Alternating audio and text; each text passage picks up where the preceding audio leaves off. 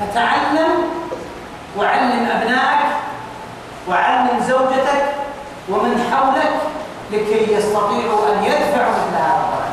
Kita sekali-kali tidak akan dapat menghancurkan, memusnahkan, melawan kesesatan itu dengan kekuatan fisik, hanya dengan ilmu. Oleh karena itu belajarlah kita, kemudian ajari anak-anak kita, ajari istri-istri kita, ajari orang-orang terdekat kita. ولذلك سنسأل من يعطينا رجلا ممن نشر الضلال في العالم الإسلامي، اسم رجل ممن ذكرنا قبل قليل. Pertanyaannya, kita ulang sedikit tentang pemikiran sesat ini. Siapa salah seorang tokoh yang menyebarkan ajaran sesat tadi?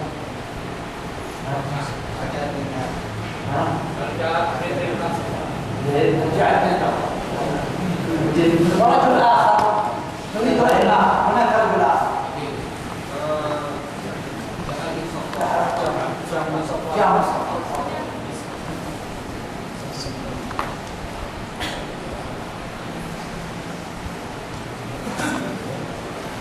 الآن لما رأينا إلى حال العالم الإسلامي وما أصابه، لا بد أن نذكر بعض المواقف من العلماء كيف دفعوا هذا الضلال وردوه أن ينتشر في العالم الإسلامي. Setelah tadi kita lihat bagaimana penyimpangan akidah dan keyakinan mendera umat ini, mari kita lihat bagaimana mauqif atau sikap para ulama, tindakan mereka menghadapi penyimpangan ini. فخرج لنا رجل اسمه أحمد بن أبي دؤاد. أحمد بن أبي دؤاد، وهو رجل يعطل صفات الله سبحانه وتعالى، نفس الفكر الذي كان عند الجعد بن درهم، والذي كان عند جابر بن صفوان، والذي كان عند بشر المريسي، ولكن هنا اختلاف. Kemudian berikutnya setelah zaman orang yang tiga tadi, muncul lagi seorang laki-laki bernama Ahmad bin Abi Du'ad. Ahmad bin Abi Du'ad, nanti ditanya, Ahmad bin Abi Du'ad. Orang ini membatalkan, menganulir sifat-sifat Allah. Dia mengatakan sifat Allah itu mirip dengan pemikiran Ja'ad bin siapa tadi? Ja'ad bin Safwan. Mirip dengan yang keduanya siapa? Ja'ad bin Safwan, kemudian Safwan bin Bishr bin Birris. Jadi mirip-mirip tetapi ada bedanya sedikit. الفرق أن هؤلاء كانوا ينشرون مذهبهم بالتأليف وبين الناس، أما هذا فذهب إلى الخليفة مباشرة وأثر في فكره. Jika yang bertiga tadi, baik Ja'ad, kemudian Jaham, kemudian Bishr, mereka menyebarkan pemikiran-pemikiran mereka melalui tulisan, melalui buku. Tetapi kalau Ahmad bin Abi Du'ad, dia langsung menemui khalifah. فمن العقائد الفاسدة أنهم ينفون صفات الله سبحانه وتعالى، فيقولون الله ليس سميع ولا بصير ولا يتكلم وليس في السماء ولا غير ذلك من صفات الله، فهم يعطلون جميع صفات الله سبحانه وتعالى.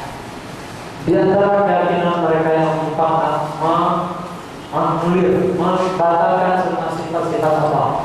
Dia mengatakan Allah itu tidak mendengar, tidak berbicara, tidak melihat, tidak berada di suatu tempat, tidak berada di langit dan segala macamnya. Mereka membatalkan, menganulir semua sifat-sifat Allah. فبدأ يقترب أحمد بن أبي دؤاد من الخليفة المأمون حتى غير عقيدته وأصبح يقول الفكر هذا، وهو أن الله لا يتكلم والقرآن مخلوق وليس كلام الله. Kemudian Ahmad bin Abi Du'a mulai melakukan pendekatan kepada Khalifah Al-Ma'mun dan dia berhasil mulai mempengaruhi dan Khalifah pun terpengaruh. Akidahnya mulai berubah. Dia pun meyakini sama yang diyakini oleh Abu Du'a.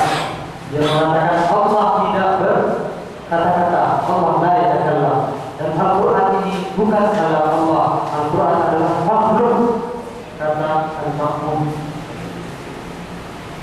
نحن كما قلنا لما ذكرنا فضل العقيدة في أول الأمر وذكرنا كيف فسدت عقائد المسلمين وكيف انتشرت، لا بد أن نذكر شيئا من العلماء الربانيين الذين وقفوا أمام هذا الضلال، والذي يجب أن نقتدي بهم جميعا في محاربة أهل الضلال. Sebagaimana tadi kita telah sampaikan bagaimana penyimpangan akidah dan pemikiran-pemikiran sesat menyebar di tengah masyarakat Islam dan gerakan-gerakan yang dilakukan oleh para pemusuhnya, patut juga kita sebutkan, kita sampaikan bagaimana ulama berperan, perjuangan mereka untuk menumpas pemikiran-pemikiran nyeleneh tersebut. فلما تأثرت عقيدة الخليفة المأمون لم يكتفي أحمد بن دعاء بهذا الأمر، بل ألزم وأثر في الخليفة لكي يلزم الناس بهذه العقيدة وأن القرآن كلام الله وأن القرآن مخلوق وليس كلام الله. Ikhwan yang berbahagia, ketika Khalifah Al-Ma'mun telah terpengaruh dan mengikuti mazhab dari Ahmad bin Abi Du'a, ternyata dia tidak puas sampai di situ. Ahmad bin Abi Du'a memerintahkan atau mengajak Khalifah supaya memaksa seluruh umat Islam berpandangan atau memakai akidah seperti yang dia yakini. Dia memerintahkan, menganjurkan Khalifah untuk memaksa umat Islam meyakini keyakinan ini. فأراد الخليفة أن يلزم الناس بهذه العقيدة ولكنه خاف من من السلاطين، من الجيوش، خاف من رجل يقال له يزيد بن هارون. Khalifah sebenarnya sudah terpengaruh dan ingin menyebarkan mazhab sesat tadi bahwa Al-Quran bukan kalam Allah, Al-Quran adalah makhluk. Tapi dia takut kepada siapa? Bukan kepada tentara, bukan kepada penguasa lain. Dia takut kepada seorang laki-laki, Yazid bin Harun. Seorang ulama namanya Yazid bin Harun. وهذا كان من علماء المسلمين وكان شيخا للإمام أحمد، فكان المأمون يقول من لي بيزيد بن هارون، من لي بيزيد بن هارون. Beliau yaitu Imam Yazid bin Harun adalah seorang ulama, salah seorang guru Imam Ahmad bin Hanbal. Kemudian Al-Ma'mun pun bertanya kepada orang-orangnya, siapa yang bisa menangani Yazid bin Harun ini? فلما مات يزيد بن هارون نشر المأمون فكره وألزم الناس بهذه العقيدة الفاسدة. Namun Imam Yazid bin Harun meninggal, tidak sempat mereka lakukan sesuatu, beliau meninggal. Setelah beliau meninggal, maka Khalifah Al-Ma'mun pun mulai melakukan aksinya, memaksa orang-orang untuk mengatakan Al-Quran itu adalah makhluk. فالسؤال كيف لما انتشر هذا المذهب وهذه العقيدة الفاسدة، السؤال كيف دفعه؟ قلنا لا يدفع إلا بالعلم، فخرج لنا رجل يقال له الإمام أحمد بن حنبل. Nah, bagaimana menghalangi atau menghadapi pemikiran sesat ini?